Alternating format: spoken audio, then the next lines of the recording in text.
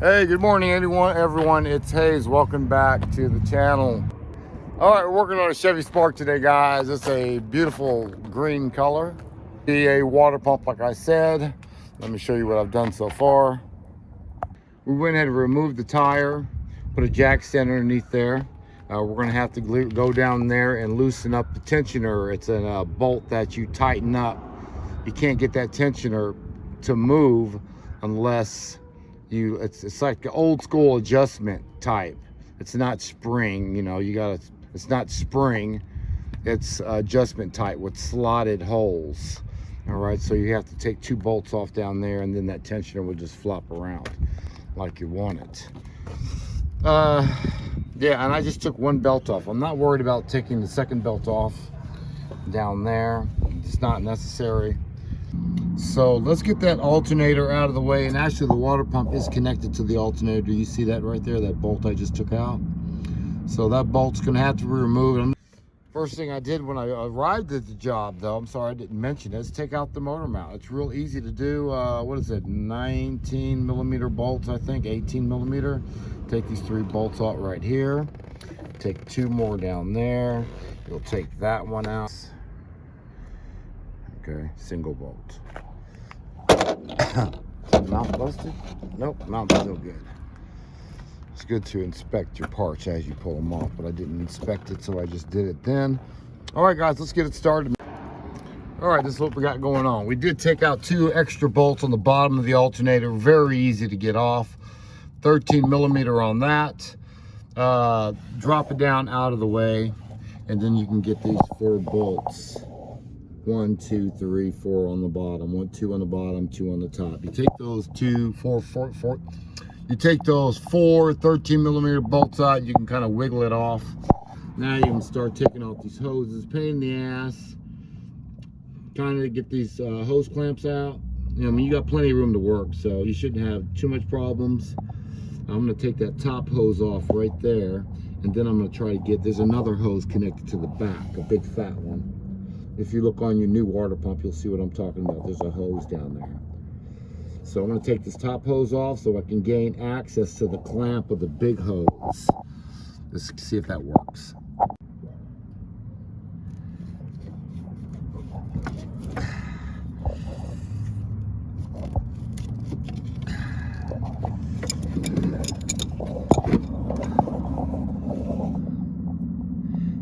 Yeah, we got to get that clamp off back there. Let's do it. All right, guys, after looking at it, so I'm not going to be able to get that hose out from through here, okay?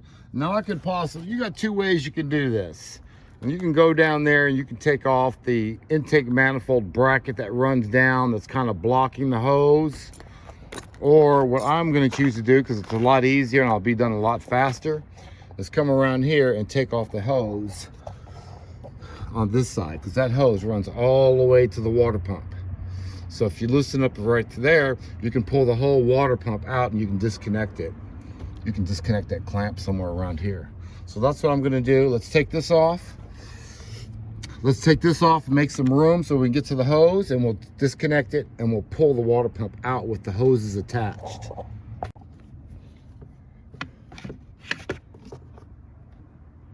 right, disconnect that. Now down here, there's the hose we're talking about right there. We're going to take this one off too, just so I can get a little bit extra room. You really don't have to take this off, but I am. And we're going to take that off right there. You guys see that okay? All right, pipe is disconnected. Not a big problem. Yeah, it's much faster than going underneath trying to do all that crazy stuff. So we should be able to pull this out enough to get the other clamp out of there right now. And you guys see it's coming out. So let's go ahead and maneuver it so I can get it.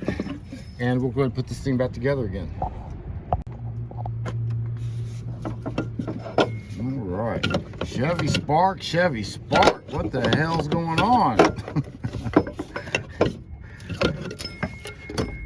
All right, so I got the hoses. So I'm going to put the new water pump on with the hoses already attached, just like this. And I'm not putting that one on, just these two in the same position. So curve, yeah, just like that. All right, and we'll go ahead and reconnect, and we're done. Let's get some new gaskets for a new water pump in a minute. Come here, Ace. Let me shadow. Sorry. It's okay. All right, guys. First thing we're going to do is put a little O-ring. It should come in the package. Go ahead and drop an O-ring on that circle part. Circle, circle. Stick it in there all the way. Make sure it's in there all the way. It should look like that. It should have a little lip on that. Okay. Now, just a little extra information that might save you in the future. Whenever you have an O-ring, it's really not necessary to put any sealant on it. The O-ring should seal it up just fine without any sealant. Another thing, what I want to talk about is when you tighten up these bolts. Now, when you tighten up these bolts, of course it has to be tight, but it doesn't have to be super tight, because what's going to happen is when you tighten up them bolts, it's going to squeeze that rubber till it seals, right? So it's not necessary to get these super tight. This is what seals it in conjunction with the tightening, of course, but you don't have to, you know, put a torque wrench on it and try to break these aluminum bolts off into the motor. That would be no bueno. Okay, so just tighten them up just to be on there. All right, you want to squeeze the gasket. That's the goal. Okay, so let's get this thing together again. All right, guys, now down here is where the tensioner is. If you look down up in here, no, I'm on video. I do YouTube.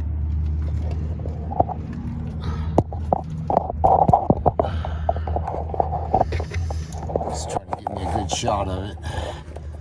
All right, there it is right there. Those two bolts that you see right there is what you tighten. So I really can't get my hand in there to show you, but just go up top, get a 13 millimeter on the pulley, tighten it, have someone hold it for you, and then you tighten these two bolts up, and that way the belt stays tight, because that tensioner does that. Okay, it's on slots. You see that slot right there? Okay, so that's that. All right, now how I got the water pump in there. Put the hoses on like I showed you. And what I did is I came with both my hands right here, and I fed the hose in through this way, put my hand in through this way, grabbed the hose and pulled it. You can go ahead and put the water pump back together. Hoses, heater hoses, clamps, all 4 bolts. Make sure that you get that seal out, because sometimes that seal on the water pump, that seal that goes here, make sure it comes off with the water pump, with the old water pump, because sometimes it'll stick to the motor and it'll just be sitting there. And then when you try to put your new water pump on there, you not only have your new seal that you have on your new water pump, you have this seal on it as well, and you're definitely going to get a leak. So make sure that is in the old water pump. If it's not in the old water pump, like I said, it's still on the engine. All right, you're going to kind of have to maneuver the motor mount into position again. Okay, it's kind of a tight fit. Be careful of the AC lines right here. Don't break them. They're aluminum. You simply jack up on the motor. Jack stand underneath the okay, let's go ahead and notice the hose position right now. I got both the water pumps laying side by side, same direction, same orientation. And there's the orientation of the hose, and that's the orientation of that hose. Let's put that on there just like it is right here. All right, and I did is I got some channel locks, and I gripped the hose after the clamp was removed. And you kind of twist it in your hair, go crunch it.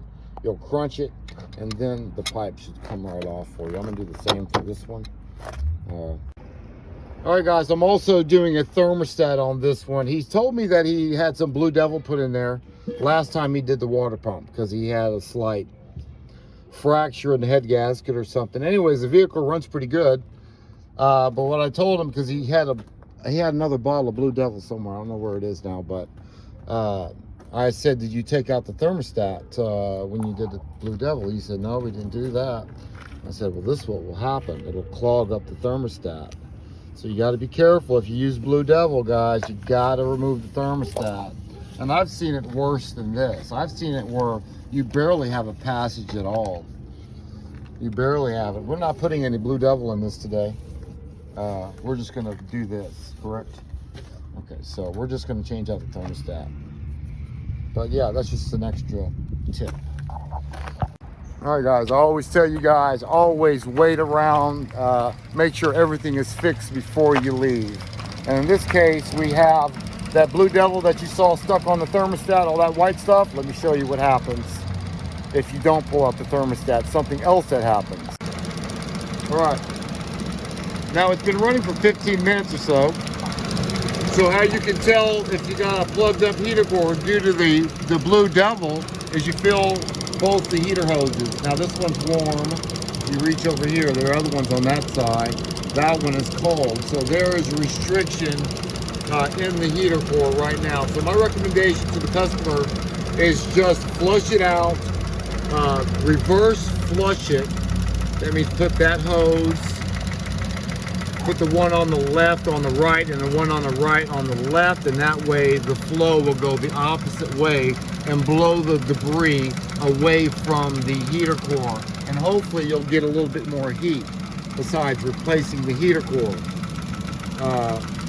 But that's how I think we're going to play it, and we're going to get a really good flush on here. We're going to get all that Blue Devil, as much as we can, out of that. This is going to be another day. I can't do it today because I already got a few more I got to. All right, guys, and there you have it. So let's get to another one. We're going to go ahead and do a ride along today. We're headed to West Jackson to do a power steering pump on a G35. Power steering pump on a G35.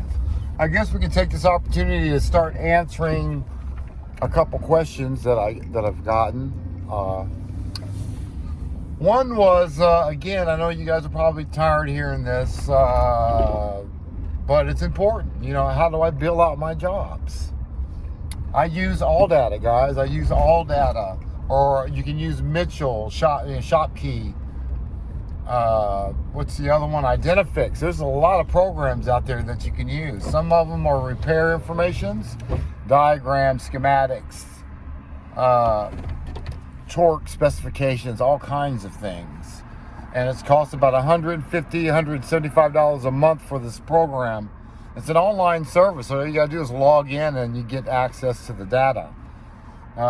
It's actually the best way to go, especially if you're new and you don't know how to bill out your work. I'm telling you, you're making money if you get a program. You'll be making money. You think you're gonna be, man, I ain't got $175 to spend. You got $175 to spend because that is going to pay for itself anyways.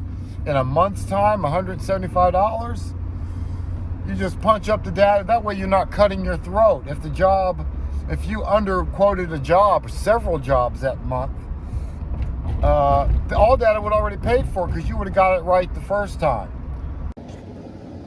All right, guys, that will be it for today. That is your ride along today. All right, guys, I hope you enjoyed that video. I've been kind of slipping on making these videos lately because my daughters are in town, so I'm trying to do things with them, and try to put them to work too, and besides the other things we do, things are a little bit more hectic nowadays, but I'll get back on track. But I'm glad that the weather is turning. I'm glad the weather,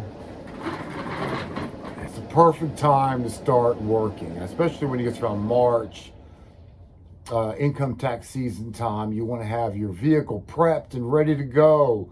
This is the time to start your business right now. This is the time you take that leap of faith and get out there and do it. To all the good techs, the ones that know what a test slide is and one how to use a multimeter, you know, very basic stuff of using a multimeter. I'm not saying you got to be Einstein to be a mobile mechanic, because I'm surely not. So yeah, if you can do those things, test the battery, check voltage, check grounds, and things like that, this is the time to start it, is all I'm trying to say. January, just before income tax season time. And get your name built then. And you do good work, you don't get no comebacks. You find the right problem. You don't be a part changer. Hey, Hayes, you know, can you put a starter on for me? How do you know it's the starter? That's what I'm going to say if you call me on the phone. How do you know? Who tested it? So, oh man, there was a couple questions that I wanted to answer, but right now I'm having a brain fart. There was one question about, you know, how do you quote your jobs out? I know you guys hear that a lot. I quote my jobs out by the labor guide. I have a labor guide that tells me, hey, it takes, you know, an hour and a half to do this alternator, 5 hours to do this alternator. And it tells you what to charge depending on what you want to charge per hour. Because in the managed program, and I'll ask you, how much you charge an hour? I'm charging $50 an hour, let's say.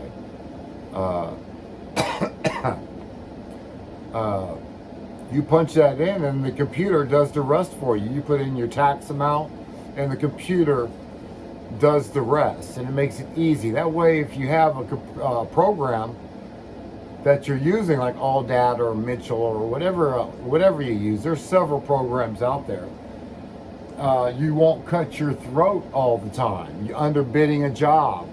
You thought you knew how to do it. You thought you're familiar with it, but you weren't.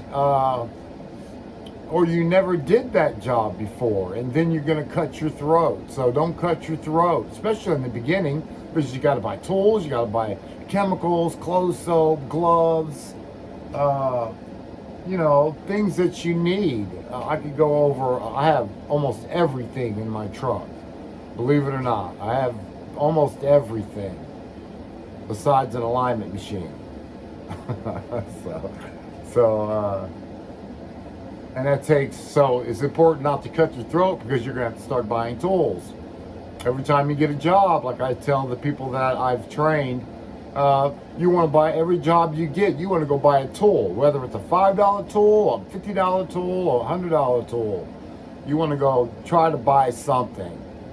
A test line, a socket, an axle socket, a whole set of something, whatever. You got to build your tools up. The more tools you have, the more jobs you can accept on the phone, which equals more money at the end. So build your tools up slowly but surely. The first things I would get, mobile techs again, I know you heard me say this before, I would get a power probe, probably top of my list, because you can do load tests, battery load tests, and resistance readings, voltage readings, and you can get in the tight spots, and you can check your starter, you know, just by pushing a button. Hey, the starter works. Oh, nope, the starter's dead. You know, you can do all that stuff. Roll up windows. If the switch is broke on your window, let's say, you can get down there and touch that wire, and you can roll that window right up in case the customer's not ready to, or doesn't have the money to get the window regulator motor repaired. That's extra stuff that you can just do. Of course, you got to learn how to do that kind of stuff. It's not like brain surgery or anything either. You just touch a wire and it rolls up. Make sure you got a power, make sure you got a ground, roll the dang window up. And that pays money. I mean, hey, you roll my window up, I ain't got no money to get it installed yet or get a new part, but can you come down and roll up my window? Yeah, what's going to cost you such and such money to do that. So yeah, build your tools, man. Build your tools. Oh guys, man, I don't know what to say today. But I know in the beginning text, as long as you got coming back to the AllData thing, as long as you got AllData, and it's $175 a month, let's say, you'll have money. You'll have more money than you would have if you would have been guessing at a labor rate to do an alternator, control arms, alternator, starter. You know, this, you're cutting your throat all the time, or you're overcharging people, and you don't want to do either one. Undercharge, you have less money to buy tools to build your business, because that's what you're doing. Overcharging, you're going to lose those customers from overcharging. And if you lose customers steadily because you're overcharging, you're not going to keep a good base clientele, because they're going to be hitting, oh, well, you know, hey, he's got it done for me this time. I won't call him again. He's too damn high. You don't want none of that. So keep it a good rate, do good work, no comebacks, and continually to sell yourself, even if they just meet you for the first time. Or what I do, if I have a new customer and I know he doesn't know anything about me, he found me on Google or he saw a YouTube video or something, I go ahead and sell myself to him. You know, not like, man, I'm the best in the world, nothing like that, but you say, man, I do all kinds of stuff, dude. I do diagnostics, I do, front end, I do pretty much everything. I can say that. Now, I don't know what you can say, but I can say that because I have a lot of experience. I hate talking about myself. Okay? I don't want to be the only one. I want you to be free too. I was going to say something about, when you're first starting out and you want to be cheap, you want to be like super cheap, man. I'm going half the cost of the shops. That may not be such a good idea, especially if you're a good tech. If you're a good tech, guys, and you know how to use a multimeter and do testing and ground testing, and you know that kind of stuff, you don't need to be 50%. You need to bring it up there a little bit. You have overhead too. You have all the stuff that you got to buy to maintain. Buy tools all the time, because you're the only one. You can't borrow Julio's tools. Julio don't want to let you borrow no tools. All right, you can't borrow Julio's tools, Jack and Jill's tools. You can't borrow them. You got to buy your own stuff, and it's going to be expensive, but it's going to be worth it, because you're going to be making more money. You're going to be making more money, like we said, or like we talked about earlier.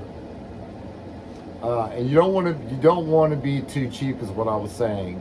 And the truth be told, and some of you guys may agree, and some of you may not. But you don't get any respect, and you got to hear me when I say this. You don't get any respect by being super cheap, $40 brake jobs, $35 brake jobs. You get no respect. And trust me, from someone that's been there, yeah, I've been there. I started out at 40. I was in New Orleans. You don't get no respect at 40. They may use you and won't call you again, but you're not going to get any. That's not even making sense, but it's making sense to me because I've been there. It do not undervalue yourself, is what I'm trying to say. Do not undervalue yourself. If you think you're a $40 brake job kind of guy, that's like throwing pads. You don't know how the system works. You don't know what a caliper is. You don't know what's inside the caliper. Is it brake fluid? Or, if you don't know anything, if you don't know that's a brake line, if you don't know what the ABS unit does, or the master cylinder, or the brake pedal, and how all that works together to the calipers to squeeze that rotor, you might be a $40 an hour mechanic. But if you know what you're talking about, you've been in the shops for years, and you can identify the components in your braking system, or whatever you're talking about, you deserve to get paid. Like I said in the other video, $60, $65 to start if you know how to do that stuff. If you're a guessing mechanic and you just throw on parts and, yeah, you know, Bob told me to throw on a part. I threw it on for him. It still didn't start the car, or it still didn't fix the problem. Then I threw on another part and it didn't fix the problem. If you're one of those guys, yeah, you're probably a $40 an hour mechanic. I'm just saying. You get more money by getting on YouTube and learning these extra little steps, how these diagnostic videos that Scanner Danner puts on all the time. Hello? Scanner Danner puts on all the time, or there's several other ones, but Scanner Danner is the one I watch. If you watch his videos, watch some of my videos, watch all my videos, you're gonna be at a $65, $75, $85, $95 mechanic in no time. Your life is going to change, and it's going to change fast. If you start this income tax season year, I promise you, as long as you see that first year and you did okay and you survived that first year, something's going to click in your head and says, yeah, I can do this after that first year. Or after that first year's up and you say, oh man, I can't do this, it's probably not for you. But if you say, man, I think I can make this work after that first year, yeah. And every year you can see it getting a little bit better, a little bit better, a little bit better. You're going to be just fine. In about 5 years, man, you're going to be sitting pretty. As long as you keep your work ethic up, you stay busy, you're making things happen. Your life will change. I'm promising you that. It's a beautiful thing to watch yourself grow. It's a beautiful thing to watch yourself grow and build, and oh man, I'm getting better at this, and it just hits you all at one time. Oh man, I got that. And another thing I want to tell you about being self-employed is failing. Man, you're going to fail. That first year, you're going to fail. You're going to talk to customers the wrong way. You're going to talk to them the right way. You're going to not get your parts. You're going to get your parts. You're going to start figuring things out, how you can do them to be more efficient. The goal as a mobile mechanic is you have to be efficient. That's what they pay us for, is to be efficient. Call you, schedule it, bam, I'm there. I'm knocking it out. There's no comebacks. Everything is good. He is not calling me back. He will not. He's probably only going to call me, or they're probably only going to call me once I work for you once. So I'm just saying, I hear it all the time. It's, man, I'm locking you in right now. That's what they say. So, but I just have fun out there, guys. I just get out there and I talk to customers, and I had fun with the customers. Hell, sometimes I even put them to work with me, especially if they're hanging around the car and they just want to talk or want to learn something. Man, I said, give me that bolt over there. Hold this belt for me so I can get it on there. While I do the tension or something. Man, I'm probably going to put them to work, but it's going to be fun. I like to have fun out there. Having fun and making money. And I think I talked about everything. I think I over-talked tonight. So, anyways, until next time, it's Hayes Mobile Auto Repair. We're in Jackson, Mississippi. Ricky. AC Wacy and Shadow Waddo. All right, guys, we're out. Peace.